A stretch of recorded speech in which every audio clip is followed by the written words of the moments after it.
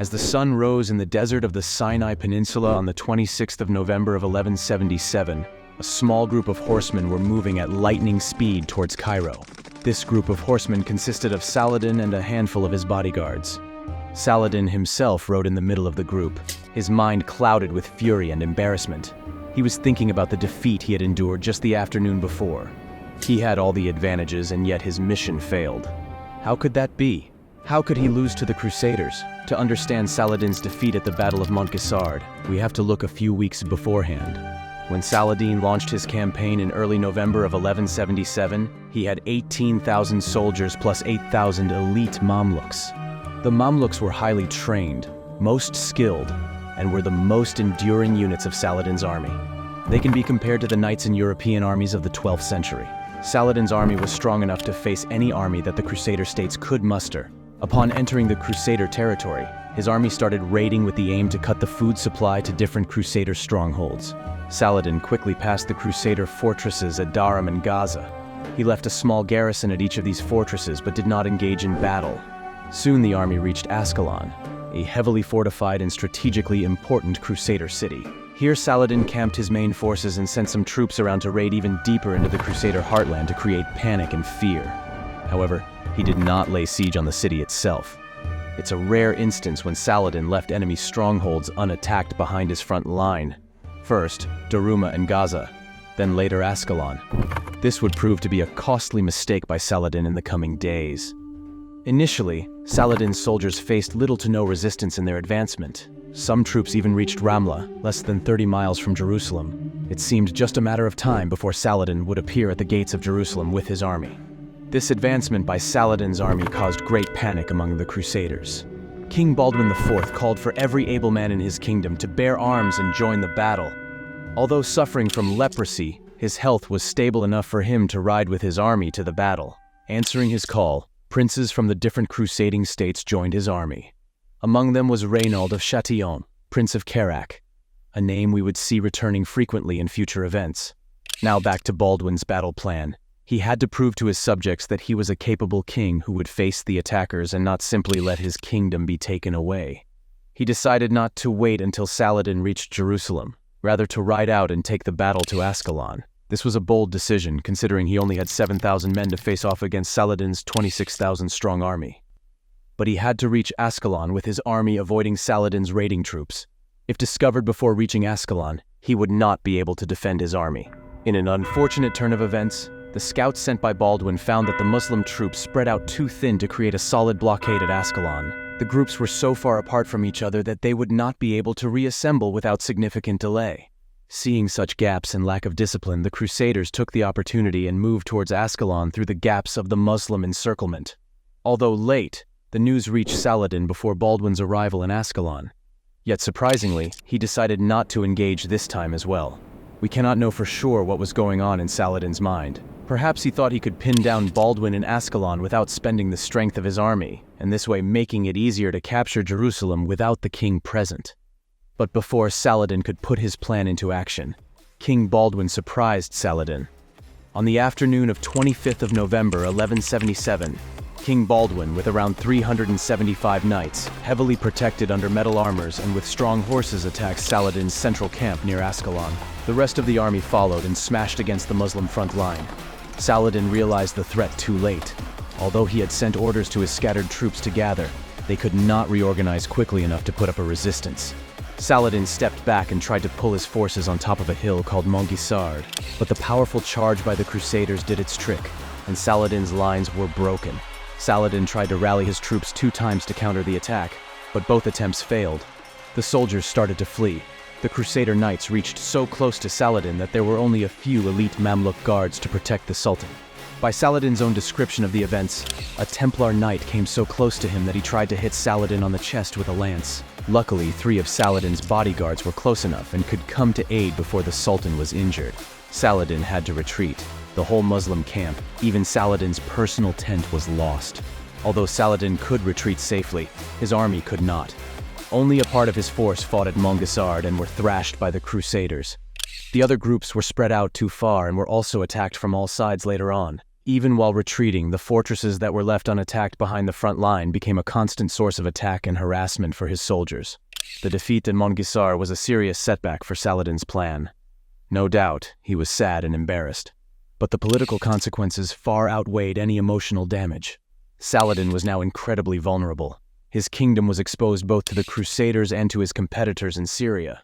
The morale of the Muslims was at the lowest it had been in decades. Meanwhile, the Crusaders were having victory parades, showing off the spoils of battle. Meanwhile, Saladin safely reached Cairo, and from there he started reorganizing. Now, what we know about Saladin is that he was no quitter. He had surely learned many hard lessons in the aftermath of the Battle of Montgisard, and our guy Saladin was someone who learned from his mistakes. The next time, Saladin would be prepared for surprises. How much Saladin evolved as a leader after this event was obvious in the events that unfolded in the following months. The Crusaders boosted in morale with their victory-launched attacks at strategically important cities in Syria, such as Hama and Damascus. Some of the emirs in Syria also rebelled against Saladin, seeing his recent defeat. But Saladin was prudent and swift in his damage control. He soon moved back to Syria, and from there coordinated his forces on multiple fronts. The rebellion was swiftly taken under control, although not completely quelled.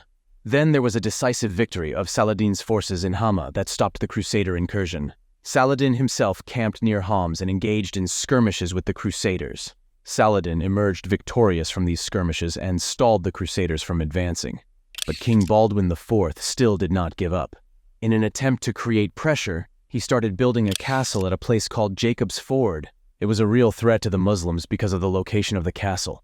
Situated only 50 miles from Damascus, an army from Jacob's Ford could reach Damascus within a couple of days. It was also along the pilgrimage route, so the Crusaders could attack caravans making their way to Mecca. Saladin decided to resolve this issue once and for all. He sent one of his generals, Farrukh Shah, to defend Damascus. When King Baldwin advanced with his army towards Damascus, he expected almost no resistance. Instead, he met a formidable Muslim army and had to retreat after a humiliating defeat. Saladin regained his confidence and the trust of the Muslims. These victories were essential for Saladin at this crucial point. He could recover much of the military strength that was lost at the Battle of Montgisard. The morale of the Muslims was high again. He brought reinforcement from Egypt and completely pushed the Crusaders out of Syria. Saladin might have lost a battle, but he was still very much capable of fighting and winning the war. Saladin offered 100,000 pieces of gold to Baldwin to abandon the castle at Jacob's Ford, stating it would save lots of bloodshed on both sides. But his offer was refused. This was a clear provocation by the Crusaders. So Saladin launched a campaign again into the northern Crusader territories in 1179. This would be the first campaign that Saladin led himself since the Battle of Montgisard, almost 18 months prior. The Crusaders had to divide their forces from Jacob's Ford to answer Saladin's offense. This was his plan to split the Crusader army, and it worked. The two armies met in a series of battles near Banyas, Sidon, and Beirut, which are part of modern-day Lebanon. This time Saladin prevailed and his army wiped out the Crusaders. These victories ensured bands of food supply and riches for Saladin's troops while the Crusader army was significantly weakened. A number of high-ranked Crusader knights were captured and taken prisoner. With a brilliant move, Saladin then decided to attack the Crusaders stationed at Jacob's Ford immediately. This surprise move by Saladin turned the battle into a race against time. It would take 5 to 6 days for reinforcements to arrive from Jerusalem to Jacob's Ford. Saladin had to capture the castle within 5 days to avoid a long and devastating siege. So the Muslims attacked the castle with their full might. Day 1, the outer defensive works were captured by the Muslims, but the 4-meter-thick main wall of the castle still held them back. Day 2, the wall was bombarded with siege weapons for hours. The wall still stood high. In a desperate attempt, the Muslims tried to overrun the wall with ladders, but they failed. Saladin became even more desperate. He commanded his men to start digging a tunnel to go underneath the wall. The idea was to put explosives underneath the wall and blow the whole thing up from underground. Day 3, the attack continued, but the wall stood strong. Meanwhile, the digging of the tunnel continued. Day 4, the tunnel was finally done. The order was given to set the explosives. The Muslims waited in anticipation for the explosion and the subsequent collapse of the wall. But that moment never came. The wall stood firm, meaning the tunnel did not reach close enough underneath the wall. Day 5. The Crusader reinforcement was only a day away. It was now or never. In a desperate attempt, the Muslims ran with buckets of water to put out the fire in the tunnel and dig further underground. The tunnel continued. But will it be finished in time? Day 6. As the sun peeked out across the horizon, Muslim soldiers put the explosives at the end of the newly dug tunnel and started the fire. Only a few hours were left before the Crusader reinforcement would arrive. Suddenly there was a cracking sound and then came a huge explosion. To the cheers of the Muslims, the stones of the wall shuddered and the wall collapsed downwards. Finally, a breakthrough, a gap. The Muslims charged forward. The Crusaders gathered around the gap to create a choking point for the Muslims. From behind the infantry, the Muslim archers rained armor-piercing arrows down on the Crusaders. Desperate hand-to-hand combat ensued amidst the rubble and dark clouds of smoke. Inch by inch, the Muslims pushed in. The order was to show no mercy and take no prisoners. The Crusader reinforcement arrived nearby, but seeing the column of smoke from the distance, they lost hope and turned around. The Muslims dealt one final push, and finally, the castle was under Muslim control. Saladin's yellow standard was finally flying over the tower of Jacob's Ford. In the following month, Saladin showed an even broader strategic approach against the Crusaders. He had been working on rebuilding the Egyptian naval force for the last few months, and to show his strength, he launched a naval assault in another important Crusader city named Acre, just weeks after recapturing Jacob's Ford. Although being a shock-and-run mission, it successfully destroyed the harbor towers and several ships. After decades, Muslims now had a formidable navy. Saladin once again showed how he had learned and improved from every setback in his life.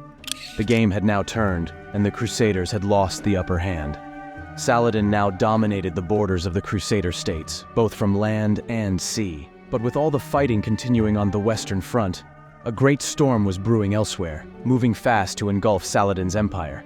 The political turmoil returned to Syria, and Reynald of Chatillon decided to attack Medina and kidnap the body of the Prophet Muhammad in an act of revenge. Stay tuned for the other part where we cover the Battle of Hattin. Like, subscribe and turn on post notifications.